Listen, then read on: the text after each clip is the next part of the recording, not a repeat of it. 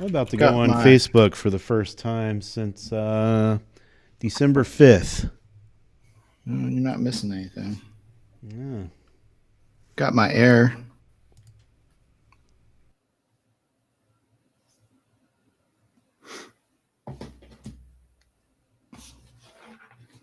Yeah, what color did you get? Got that blue. Oh, yeah, that one's cool. Yeah. Just got to figure out how to set it up. I mean, it sucks that after all these years, they still haven't implemented some type of like users, because I'd like for it to be more of a family one where anyone could log in and use it. You're not tied to one account. Oh, like you can And do you with a can do computer? that through, yeah, you can do that through a business account or through educational, but nothing on the personal side. Yeah, I hadn't thought about that. Because I know, Although, yeah, I know as soon as my daughter sees it, she's gonna, especially since I got the pencil, she's gonna be all over for her artwork. I was just I'll never counting the see it. number of broken iPads we have at the house as my son dropped another one last night. Are you serious? Yeah, we've got dead iPad parking. Oh my god! And you never get the extended warranty. Told you. Well, no, like they're playing with really Just an older old one. ones. Yeah, it isn't. Gotcha. They're so old. It's not even worth replacing the screen. Yeah. Yeah. Probably altogether, probably 6 or 7 of them freaking laying around. Yeah, we got 4 'Cause of them with two- broken screens right this moment. Yeah. 2 years ago, I got Rylan the Mini. She liked my old Mini, which was the original Mini you and I got years ago. Yeah, that's the one that broke last night. Yeah. Yeah, Ollie dropped it off the kitchen table. Ouch. Yep. But man, the only thing you could do with it was like play the original Angry Birds. You couldn't even watch a video on it because all the streaming stuff is updated beyond the capabilities of iOS 9. This is the latest version you could put on that Mac Mini or that iPad Mini. Yeah, that thing was old, dude. That was the first one that came out. Yep. So was that 8 years? Yeah, I think it had like maybe a Pentium 2 processor. Sounds about right. No, I'm kidding. Yeah, I think they've been on ARM for a while. All right, here we go.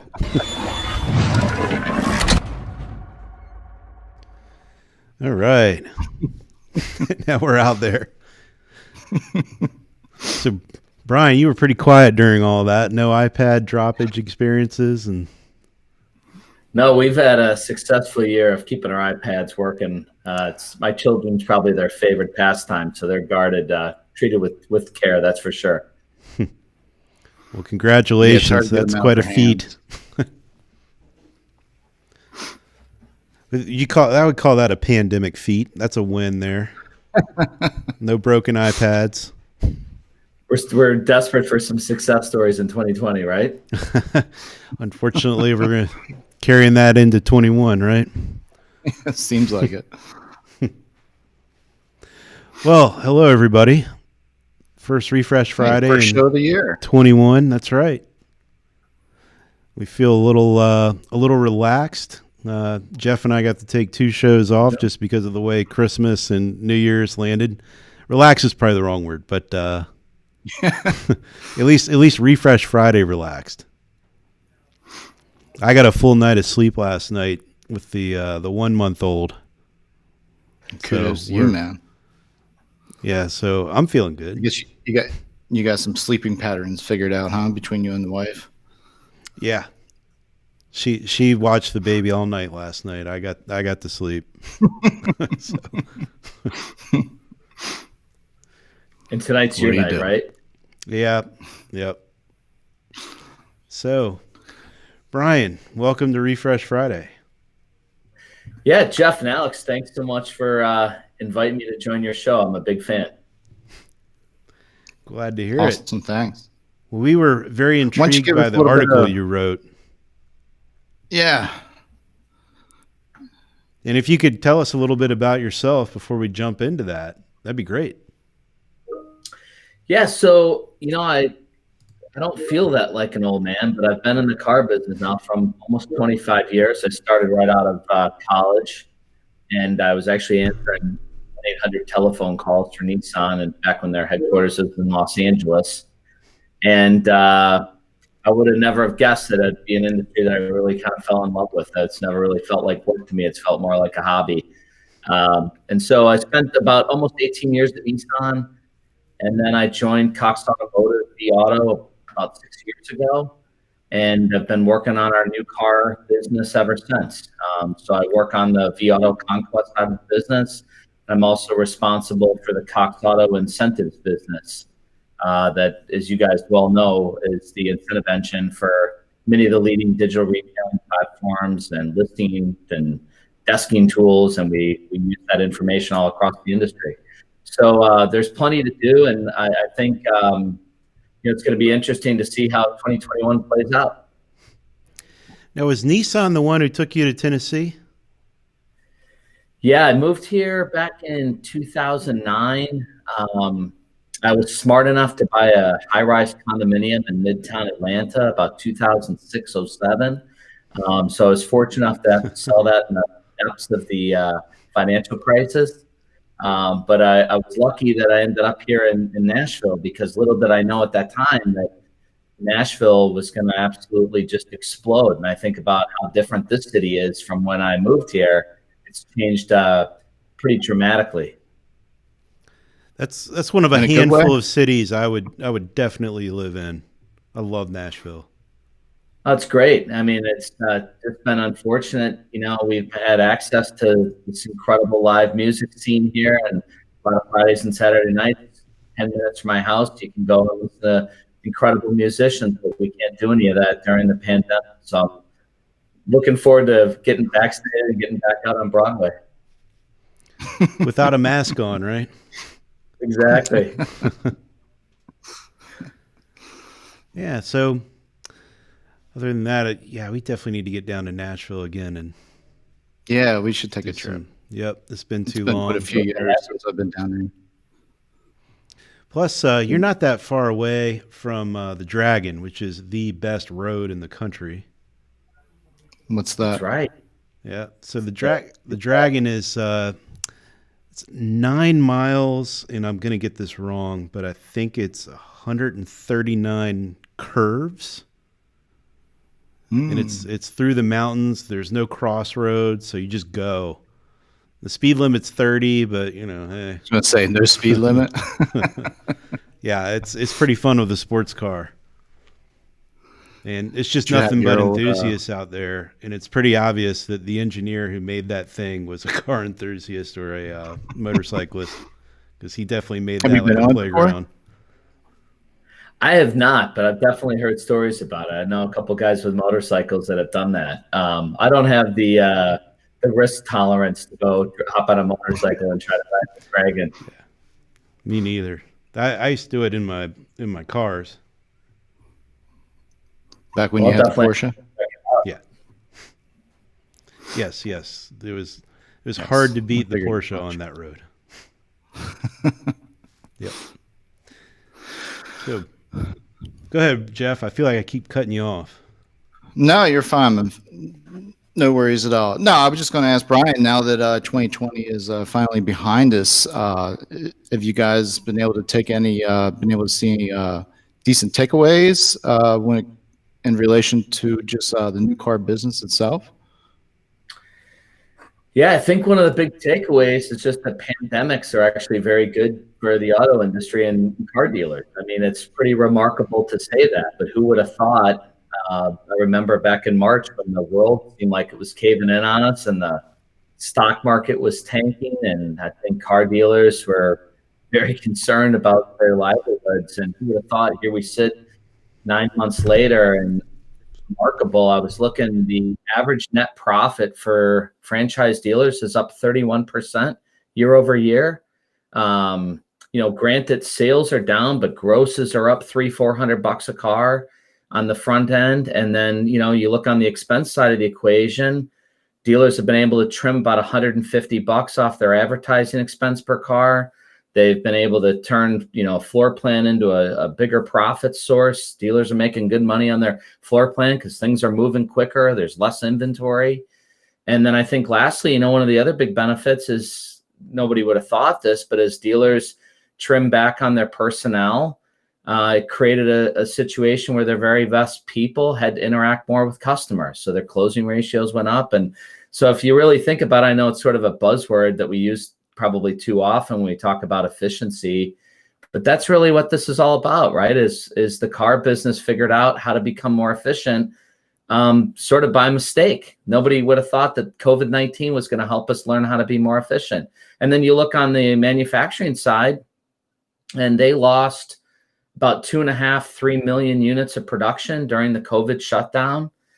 And one of the most remarkable stats that I read was that in the month of April, the United States produced 4,000 automobiles. Think about that.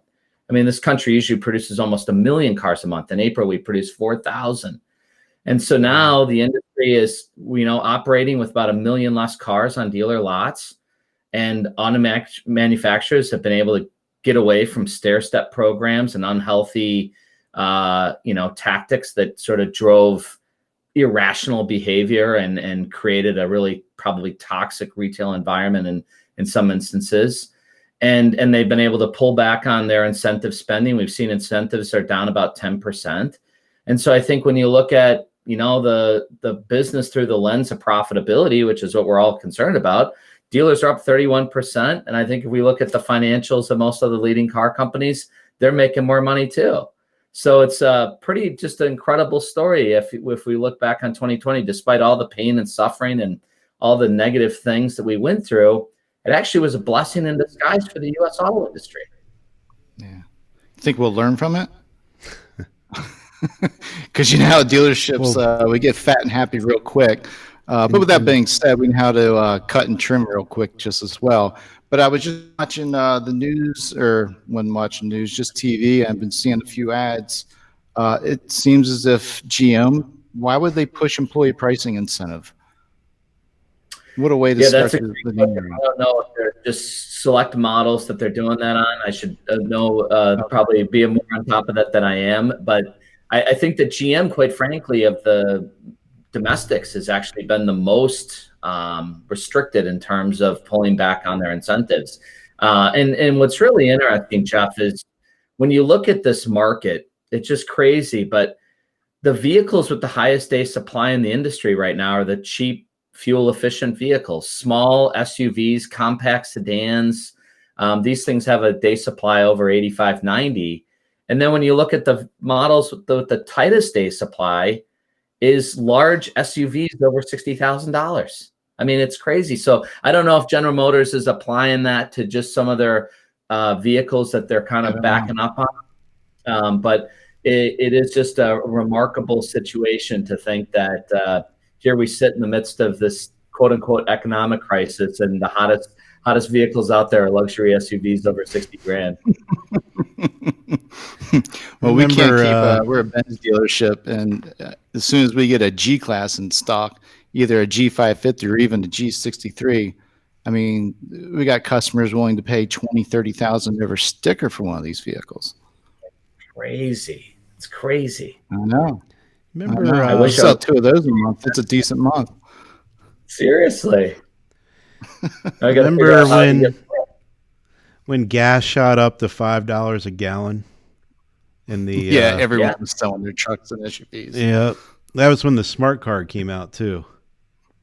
That is. Yeah. Yeah. Where's that sit now? In a couple of Mercedes stores across the nation, I believe. Yeah. Yep. So, Brian, your article that you wrote for DealerRefresh, I think it was back in December, right?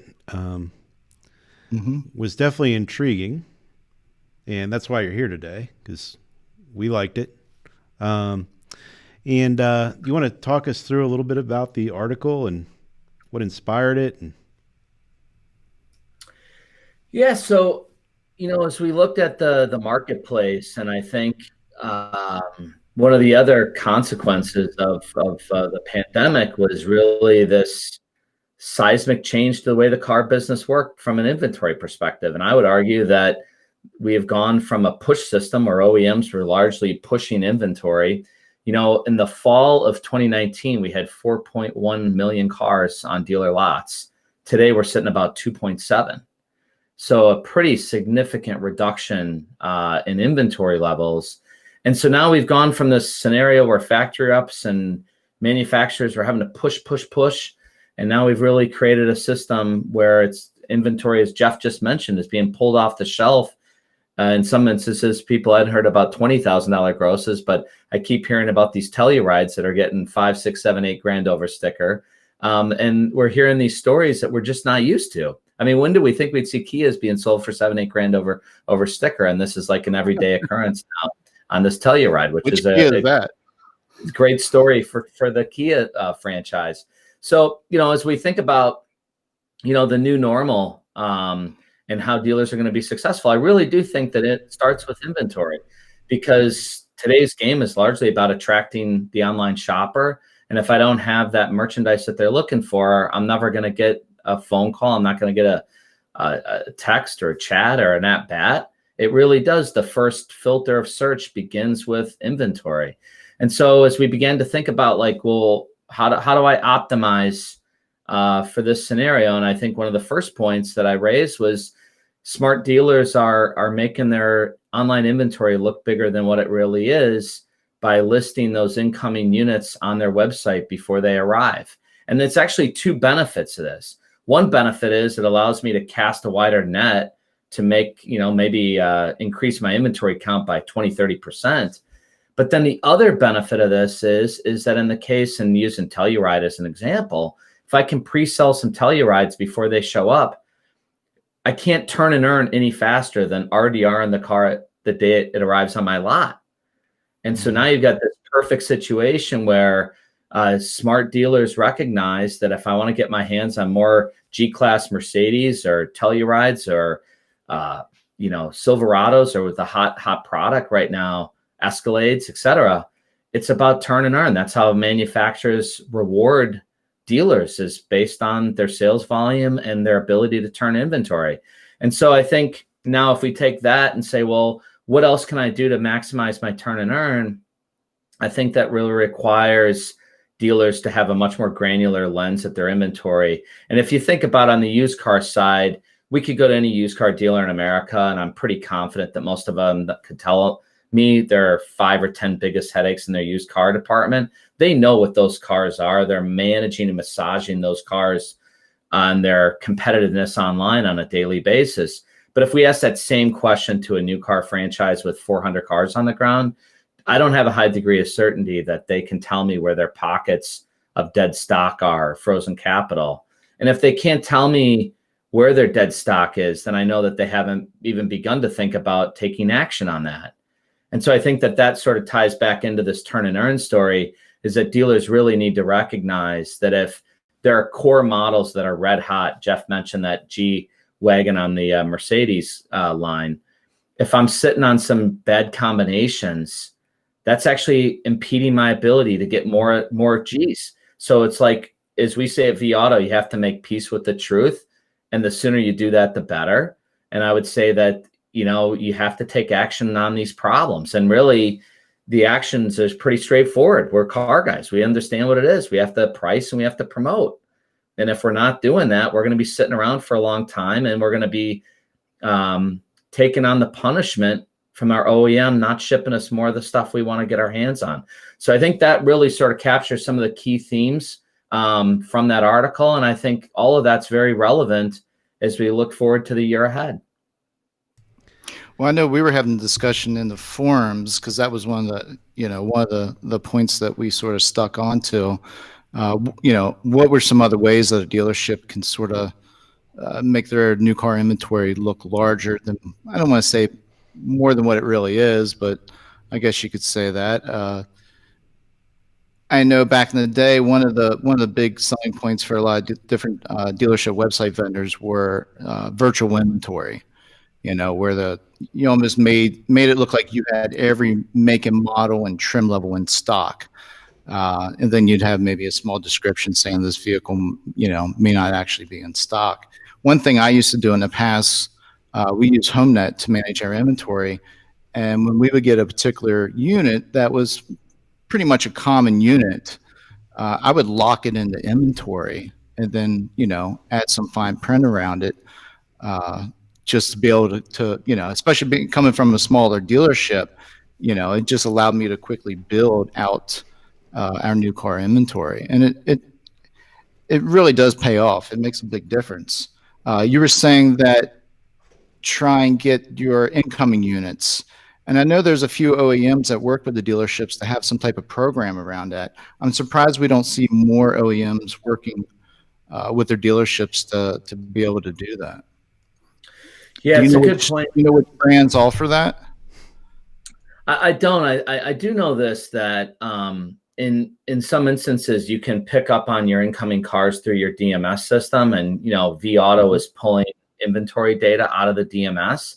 And so depending upon, if we've got a 90-day pipeline of cars, I might not be able to have visibility to all 90 days in my DMS, but I certainly have 30 days, I would imagine. And so I think that's what our smartest dealers are doing, is taking a portion of that incoming pipeline. And I think, to your point, Jeff, I mean, if I can put a certain amount of inventory that's on the way on my web site and help me capture more of those searches that are happening for inventory, I mean, that's such an activity that costs no money. I mean, I think that's, going back to my earlier point, as we think about trying to be more efficient in the car business, that's the type of stuff we got to be doing, is where we can have great benefit and it costs us practically nothing to do it.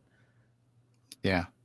Well, a lot of dealerships also have their service loaners. That's our case here. We've got a decent fleet of vehicles that's in our service loaner program.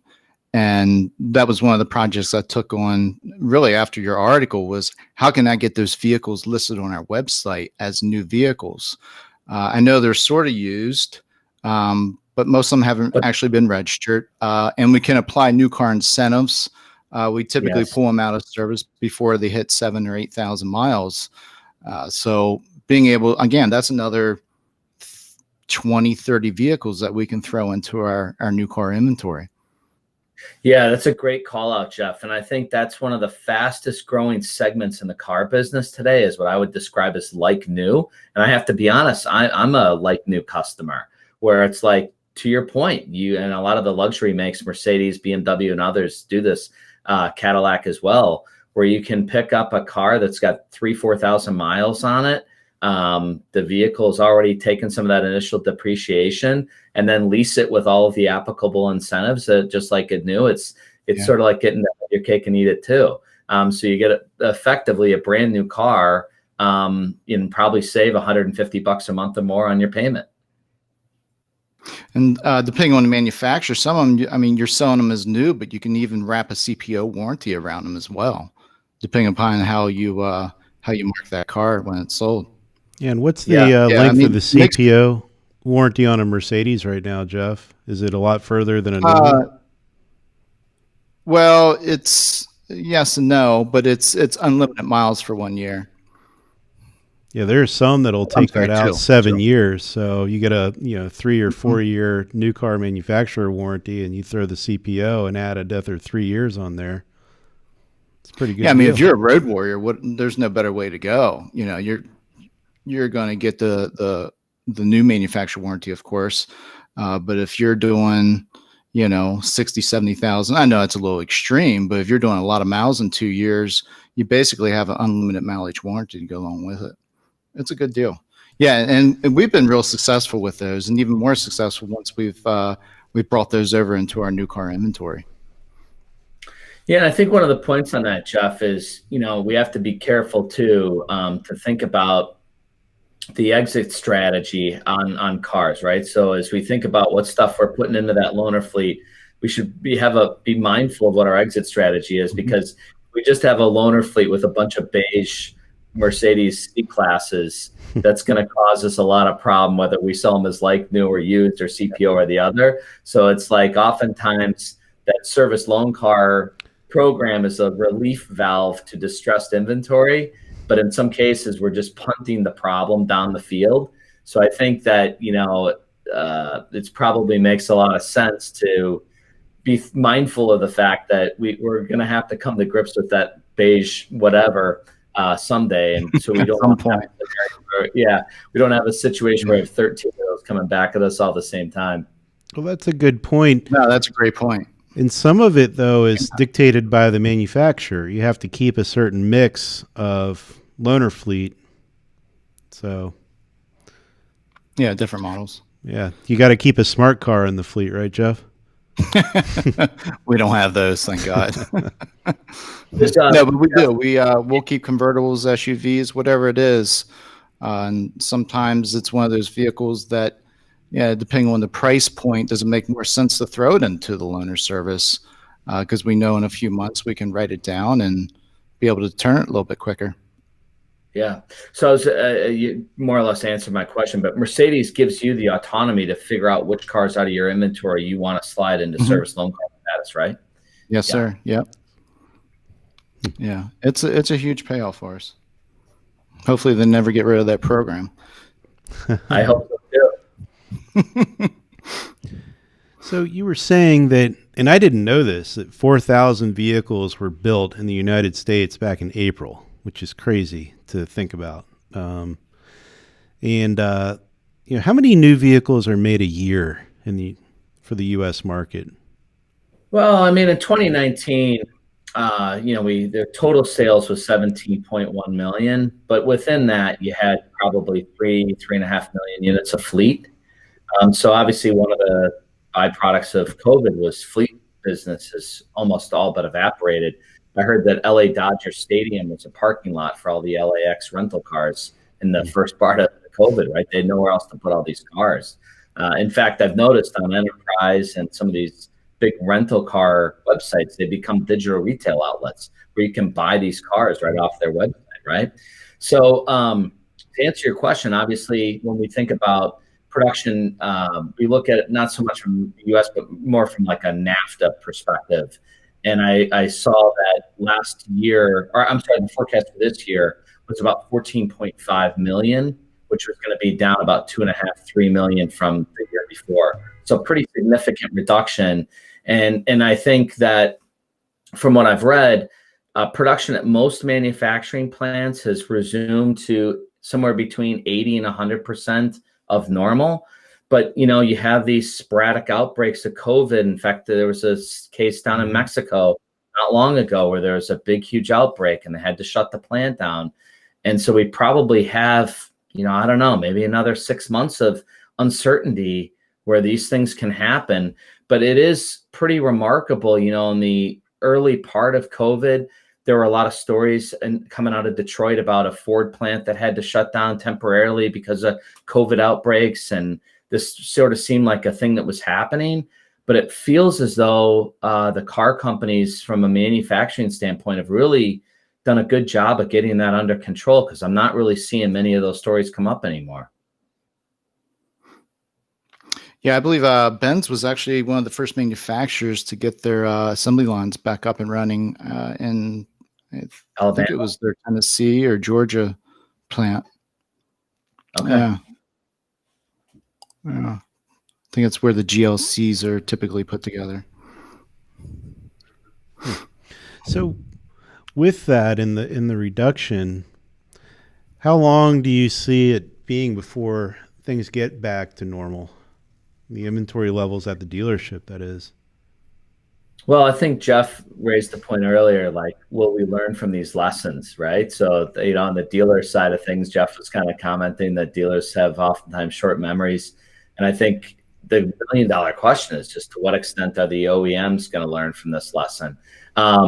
Because they really control the dial as to how much we're going to produce. I don't think, though, in my opinion, that we're going to go back to a situation where we have 4.1 million cars on the ground like we did back in, I think it was around October of 2019. I don't think that's going to happen again. I think that we're certainly going to continue growing. In fact, just from the summer, we kind of bottomed out around August.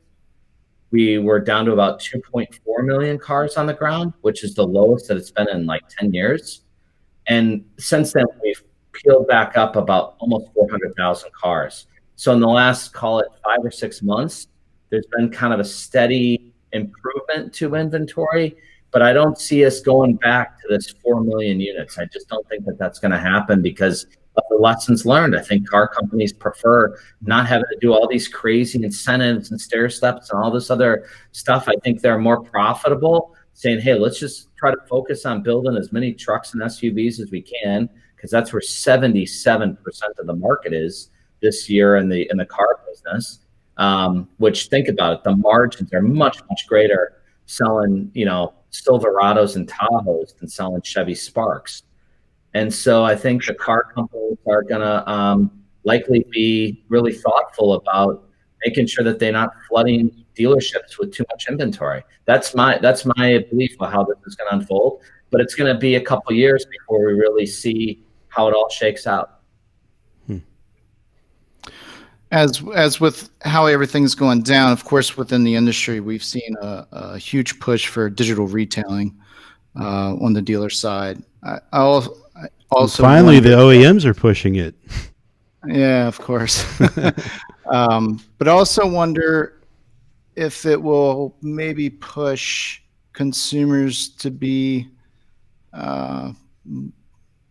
more likely to. I know we're seeing a lot of consumers come in and order the cars the way they want them because what they want isn't sitting on the lot anywhere. So we're just seeing more and more people be willing to order the vehicle that they want. And I got to wonder if this whole pandemic situation will get consumers more used to that. And I know, in a lot of other countries, European countries, they don't keep too many vehicles in stock.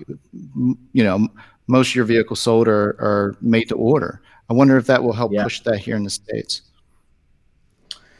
Yeah, that's a great question, Jeff. I don't know. Do you think most Americans, do they have the patience to wait 60 or 90 days to get that exact car they want, or will they maybe make a compromise and take something to get it today? I do think I mean, I know my gut answer to that. But. People get mad when UPS is a day late with their Amazon package estimation. And think about how emotional they are about a car purchase.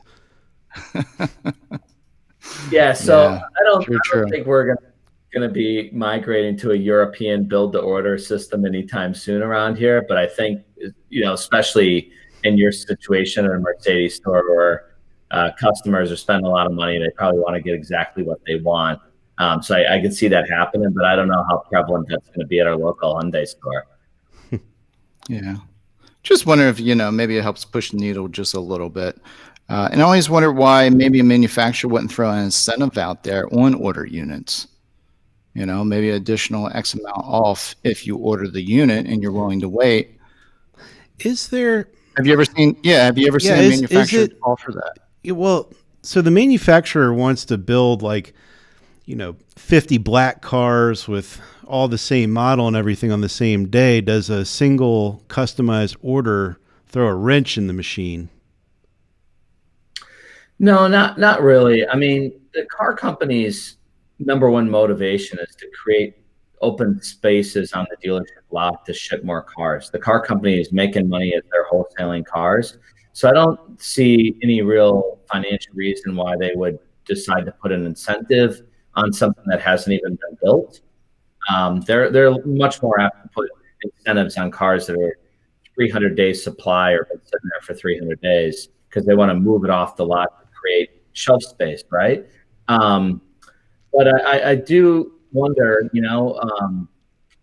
as we continue to exist in this more constrained inventory environment, I think it's a fair point that you guys both raised, that maybe more customers will start moving that direction because there is a much tighter inventory situation than what we're used to in this country. It's kind of like, the recession 2008. We used to say something back at the dealership as it was letting up, and probably around 2010, something that we used to say in management about some of the things we were seeing. We would say, the recession didn't last long enough to retain the learnings from it.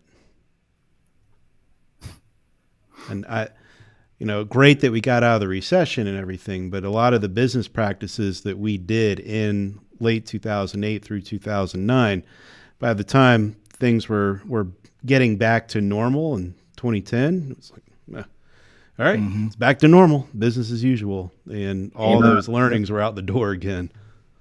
So it'll probably happen again. Like clockwork. Yep. So Brian, you also, being on the new car side, you're obviously playing in the incentive side quite a bit. When it comes to incentives, is there anything that you're seeing that works extremely well for the manufacturers? Like, would you say, like, if you're Mercedes, would it be an APR incentive versus a lease incentive, or a monetary incentive versus like a, the winter of Mercedes event kind of thing? You got it. Yeah.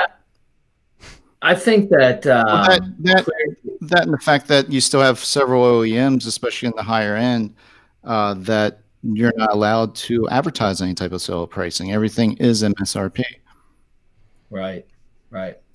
No, I think, and this ties back to a little bit of digital retailing. And Jeff, I think you'd probably agree that 95% of most buyers are still payment buyers, right? And so it has always seemed like a disconnect to me in the industry that we work so hard to get a penny perfect number of what the MSRP less the dealer discount less the rebate your price is. And the fact of the matter is $27,697 means nothing to anybody. Just tell me what's that mean to my monthly payment? Yeah. Right. And so, if you look at, we went on an Auto Trader, Car Gurus, one of these websites, I think this is like a huge opportunity for dealers to start advertising on monthly payment. I think that's where the American consumer is at. And so I don't know why we're not doing a better job of that. But I think that's clearly an opportunity for stores to stand out. And I think that does peel back to the digital retailing story, because what I've seen on some of these digital retailing apps is they really start the buying process at a ridiculous place. It's not in tune. So they might be advertising the car this way, but then I go into the digital retail experience and it's like asking me for $5,000 down payment and all these other things that are not probably realistic to many consumers. So it sort of seems like the industry's got to figure that out, of how do we get our message of a good deal that makes sense for people's budget, and how does that go from kind of a listing to the digital retail experience so that this whole thing is flowing. Because the way it seems to me right now is I see a car for $27,697. I don't know what that means. I go into the digital retail platform. I'm asked for $5,000 down payment. I don't want to do that either. And it seems like this whole process, from my vantage point, seems like there's probably an opportunity for it to become a little bit smoother. Do you agree with that, Jeff? A lot of times, yeah, I absolutely agree. And a lot of times that persists because, you got one dealership advertising this way, and they know that most consumers are payment driven. So then, when one dealership's got the advertisement of $325 a month, and their competitive dealers at $300 a month or $295, they feel as if they need to do the exact same, in order to get the advantage point.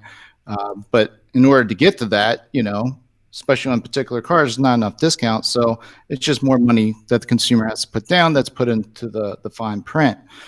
So yeah, I totally agree. We signed up with some really great service several months ago. Allows us to advertise our payments, purchase payments and lease payments on each of our cars.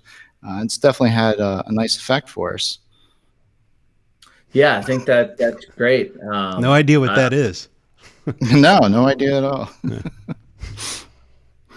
Sounds like a subtle advertisement. Try not to. Yeah. But Brian, it for sure, and I think like Rick Buffkin was also throwing in a comment there where talking about the chase on the payments in advertising, just like newspaper ads. He was saying that'll never end. It's dealers. We're all too competitive. It's a visual race. Sure. But I totally agree with you, Brian. The consumer has a really hard time. And what's the average price of a car now? It's just shy of 40 grand, 39 something. I saw it just cracked over 40,000 last month. So the average transaction price was over 40 grand last month. I mean, another just sort of crazy stat from 2020. So how many people have $40,000 sitting in their bank account right now? And very few. Right. And the, so a lot of people probably have never had that much money in their hands at one time. So trying to visualize what $40,000 means is difficult. So think of, just psychology. They can't fathom that. Yeah. But it's a big number, so it makes you want to negotiate it. Whereas For a sure. payment, you can visualize that. All right, so 40 grand, $700 a month. Yeah, I get a paycheck every other week, and I know what $700 means to me. Yeah. Well, and I would assume that the average price of a vehicle has jumped up past 40 because now we're extending the terms out. Yeah, that's another one that if we're not, we need to be leasing more cars. 40,000. Yeah, instead of putting them in 84-month loans, that's for sure. But yeah, Brian, you want to we've been saying this for a while, and the term we use is when you put somebody in an 84-month loan, you're committing terrorism on the economy. Yeah. And I think it was interesting, in the early innings of COVID, the OEMs, weren't they running 0% for 84, if I recall? Sure were. So the OEMs are scared of leasing, though. I have sat in there's one OEM in particular who we were working with them on something in a product we show leases. And their first response, as soon as they saw the product, was, "How can we turn the leases off?" It's like, wow. Well, I mean, I don't know which brand that was, but I know that about almost 30% of the cars last year were leased. So there's still a ton of leasing going on. And I think that there's actually some good news to that, was that we certainly, as car dealers, would rather have a trade cycle be every 3 years than every 7 years on on an 84-month lease, right? As you mentioned earlier. And then I think the other benefit of that is just, the used car market. We haven't talked about that yet, but that's another just crazy story. Is used car values are just through the roof. I saw an example earlier last year that's mind-boggling. It was a model year 2017 that was worth more in 2020 than it was in 2019. So actually, instead of depreciating, this car actually appreciated, which I've never seen that before. It had to have been a pickup truck. Yeah. So anyway, I guess my point is on the leasing, right? This is becomes not just a one-car deal, but oftentimes a two-car deal, because now I got an opportunity to pick off that lease car and probably do better in many cases of paying that car off with my captive finance arm than going out to the auction and being the highest bidder, not to mention all the other auction costs associated with having to do that. So clearly the leasing business, I think, is certainly good for both dealers, and in some respects it helps the OEMs as well. I think in going back on the OEM, and I was referring to, you do know them, Brian, but I think they were just coming off a bad month at the auctions. Could be. Yeah. I don't think many car companies right now are having that problem, a bad month at the auction. I think that last I looked, the index was at an all-time high. So I hear some crazy stories about cars in the past. We always used to say you want to try to acquire your used cars at auction in the mid 80s, low 90% cost to market. And I think now oftentimes dealers are coming home with truckloads of cars that they paid 95, 96% cost of the market. There's just not a whole lot of margin left if we're doing that all day. Yeah. It's an interesting one from Drew Ament saying that if 84-month loans are terrorism, then 48-month leases are too. And Drew, you can lease for 60 months now. But at least at the end, the customers, they're out. Yeah. It's the bank's They're problem. not upside down. Yeah. Brian, what are some other things that you're seeing dealers do when it comes down to just new car inventory management? Is there any tips, any best practices, anything that sort of sticks out as you speak to dealerships? Like, wow, I never thought about that. That's a great idea. Yeah, I mean, there's a couple of tricks of the trade that I've seen that are pretty good. One of which is, our this will be a mini product pitch, but not too hard, I promise. But one of the neat things about our Conquest product is it does allow you to see your competitors where they're maybe missing the boat, where they're not priced appropriately to the market, they are missing inventory that's hot to the market. And so what I've seen pretty savvy dealers do is take that intelligence and use that to focus their advertising and Google SEM dollars to strike right at dealers that are asleep at the wheel. So I think that's kind of an effective, interesting, aggressive tactic. And I think one of the other ones that comes to mind is just really paying that closer attention to understanding, hey, there was an example I looked at recently, a dealer we work with in Philadelphia, that had 6 red Camry LEs. Not a single one of those had sold for her in 45 days. But then when we looked at the broader Philadelphia market, they hadn't sold a single red Camry LE in Philadelphia in 45 days. So it's like we have to begin to understand where those challenges are at that level, right? And I don't think that the average car dealer says, I know that Camry LEs in red are a problem in my market, and so now I need to go and do something about that, because the alternative is to sit around and hope that somehow customers are going to magically appear to help resolve my inventory problems. Like, I just don't think that that's realistic. And, I was actually this morning working on something where Best Buy was sort of regarded as a very sophisticated retailer in inventory management. And so if you think about it, Best Buy, let's just use televisions. They identify we've got these TVs, these particular LG TVs are backing up. So what do? They cut price. They build a promotion, an advertisement to promote the fact that they reduced the price, and they push that out to the marketplace. I think oftentimes in the car business, we do the first 2 steps to that, right? We go in, we cut price, and then we just kind of hope that someone's going to find it. Where I think one of the big stories that we're talking about is taking that extra time with your VDP marketing, or what we call merchandising, and be more thoughtful about how do I get my listing, those red Camry LEs I'm talking about. Maybe I spotlight those, or I highlight those in some way. How do I draw more attention to those? Maybe that's the car I throw the 169 lease on. I have no choice but to do something. And I don't think that oftentimes we're not sort of managing at that level. And I guess I would say in the case on Camry, maybe that's not hurting us that bad. But on Tacoma, if we behave that way, or on RAV4, or some of the hotter models where there's bigger margins to be had, that's absolutely punishing our ability to earn more Tacomas from Toyota. So if I'm sitting on 6 gray Tacoma 4-wheel drives that aren't moving, I gotta go and be proactive about that. And so I think, Jeff, to answer your question, the sharpest dealers I've come across are thinking that way. And I think in each brand, there's 4 or 5 key models that we have to be dialed in on.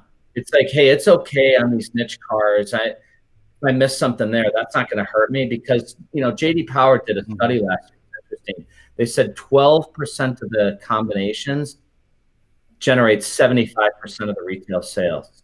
So let's get really good at managing that 12%. And if I do a really good job of managing that 12%, I'm well on my way to having success. And I guess the last point that I would say is I absolutely think, as the car business becomes, if it's possible, even more inclined towards digital and more online shopping and more everything is just increasingly moving online. I would argue it's never been more important to make sure that I'm managing my inventory, because customers are not just going to come and show up on my door for a full price distressed inventory. So I think that's kind of my take on it. Well, so going back to vAutos, one thing I always loved that Dale pushed was that VDP view and looking at how many shoppers are paying attention to it online. Sure.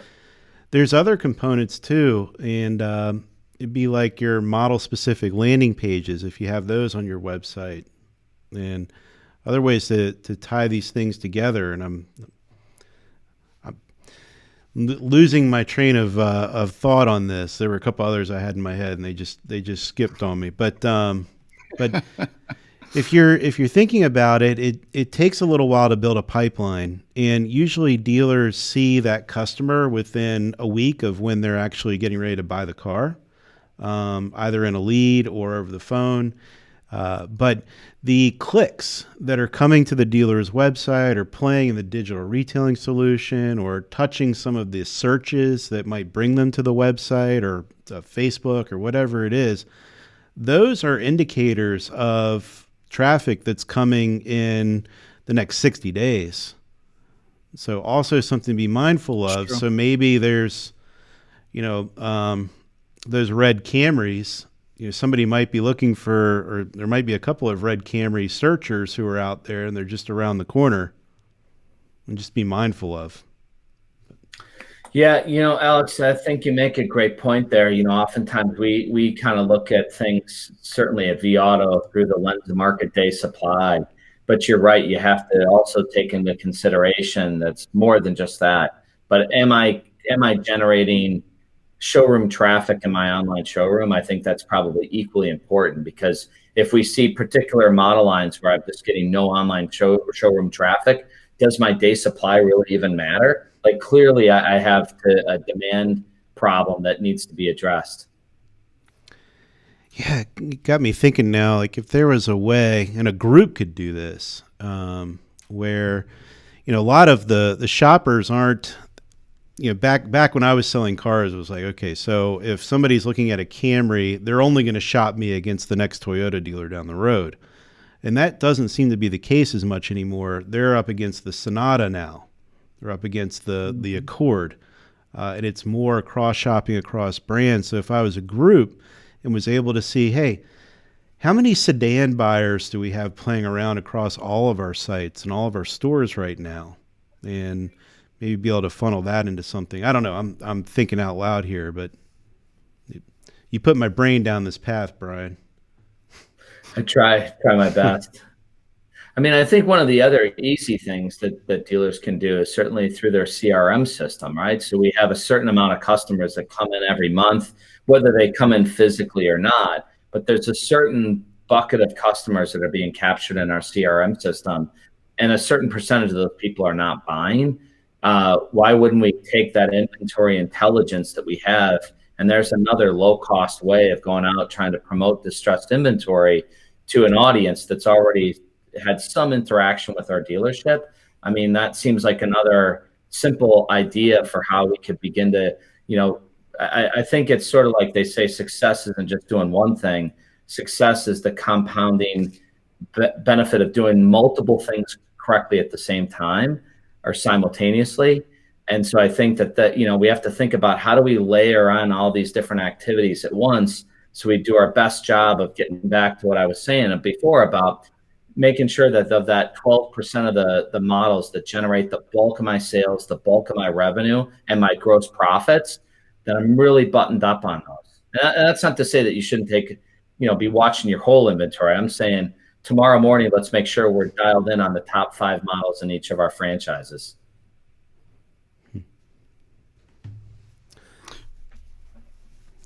Yeah, and the looking bigger than you are online, that doesn't just apply to new cars. You can do this with used as well. Wonder how your friends at Manheim would feel if every dealer had the entire Manheim inventory on their websites tomorrow. There are a Sounds- couple of dealers doing some of that. I think it's pretty slick. Well, and I find it frustrating being an OEM dealership, but you got companies out there like Carvana that, since they deliver, they're able to advertise their inventory in your backyard, even though they don't have a dealership or a location 200 miles away. Yeah. I just stumbled across that on Facebook Marketplace. I was checking our inventory and I went in there and all of a sudden I see Vroom had 30, 40 Mercedes-Benz listed in the local area. I'm like, there's no Vroom location around here. They're using the local shopping mall address as their location. Oh, there's Carvana cars sitting over here at the local Starbucks. I was wondering why. Yeah, was they'll going throw a few on. cars there. I guess maybe they get some type of agreement, and then they use that as their address, so then they can fit those, the circumference that the consumer's shopping within. Yeah, I think it's. Those I don't brilliant know. I don't know how I bastards. feel about it. Yeah, that's how I feel. It's sort of brilliant, but at the same time, sort of pisses me off. Yeah. It should. Who would have thought that Carvana, I think last I looked, was worth about $40 billion. I mean, it is just mind-boggling. It's more than AutoNation, Asbury, Lithia, Group Mile. I mean, And it's crazy because they don't do anything any different or better than what any car dealership out there could do. Yeah. I mean, it's not like they have some new novel idea. Well, I think one of their benefits, right, is that you all have major expense of a building, of brick and mortar, and all that goes along with that. And to your point, they're parking cars in the parking lot of a Starbucks. It's a lot cheaper way to go. Yeah. Well, as Drew noted, they might be worth that much, but they're not making that much. Well, Amazon didn't make money for a long time. True. Yeah. Survived some bubbles too. I'm sure neither did Tesla. Are they making money at Tesla yet? I don't know, but their stock just jumped again. You were touching on Brian. You were touching on different. I don't know how we got on that topic around the stock market. You got any? Do you play in the stock market? And if so, you got any special buys or companies we should be looking out for? I tell you, I wish I put $10,000 in Tesla at the beginning of the year, last year. I mean, I think Don't we all? I mean, it's unbelievable. I just read this weekend that Musk, his net worth passed Jeff Bezos. So I think Elon Musk hit like $188 billion. And so it's pretty remarkable. But no, I wish, Jeff, I had some hot stock tips for you.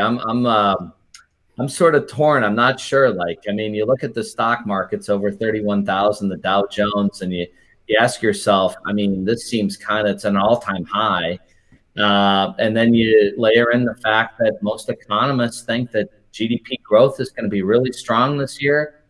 In fact, I was reading even this morning, they think the car business is going to do maybe even better than we expected as we get this vaccine distributed. And hopefully by the second half of 2021, things begin coming around a bit, and there's going to be a lot of pent-up demand for people to get out and travel and do things. And so, I don't know. I guess one thing I'd say is Warren Buffett has a great line. He says there's a lot of people that have lost money betting against America. So I suppose we should probably bet on the side of America bouncing back pretty strong in the upcoming year. That makes sense. I bought a couple thousand in a stock called Blink, and they're a EV charging station company. Yeah. And I bought it at $2.70 a share. Had it for about a year and 3 months, and just sold it at $46 a share. Wow. That's when that's when you look back and say, God, why didn't I have 10 to 15,000 to throw into that? Yeah. I mean, I'm not complaining on the return, but yeah, it would have been really nice. We might not be having this conversation right now. You'd be sitting down on the beach had you done the 10 grand. Yes, sir. Well, Guaranteed. just wait another year or two when all these people who bought boats are going to be getting rid of them. And Oh, yeah. RVs. Good deals Yeah. on boats and RVs. Yeah, it might be a good time to get into the pre-owned RV business. Yeah. All these people who couldn't hop on planes or go to vacation homes bought boats and RVs Yep. to. Sure did. Yep. And once those maintenance bills start getting annoying. And they will. Oh, yeah. Realize, I didn't use it Brian- last year. Well, Brian, it's definitely been a pleasure. We appreciate you jumping on board with us. We love the article, and I think it's been a great conversation, and definitely quite a few things that anyone's watching today that can go back and execute on, especially when it comes down to different ideas for making your online inventory. I don't want to say make it look larger than what it is, but just be able to inflate it, get the inventory that's maybe in your service fleet, figure out a way of getting the inventory that's your incoming units. I'm actually still working on that part because it's not as easy as just flipping the switch. A lot of times your accounting departments have different things set up in the DMS, and maybe it comes down to just a different type of stock number or where it's located in the DMS, what category it's under. So I've been working on that one for a while. I need to get back on that. I'll probably do that here after the end of this week. Yeah. Can't just flip a switch. Jeff and Alex, I appreciate you guys invite me to join your show. I've been watching for a long time, so it's nice to be a guest on your show. I want to wish you guys both all the best in the upcoming year. Yeah, we'd love to have you on again one time. Yeah, I was going to say we'll get you scheduled. Maybe we'll do live from Nashville once we're vaccinated. We'll have you guys come on down. Yeah, there we go. From a bar. Sounds great. We'll have to call. All right, Brian. Thank you so much. Instead of Friday refresh, maybe that'll be Saturday. We'll have to come up with something better. Yep. I like it. Yep. Hey, guys, Brian, have a great week. Thank you.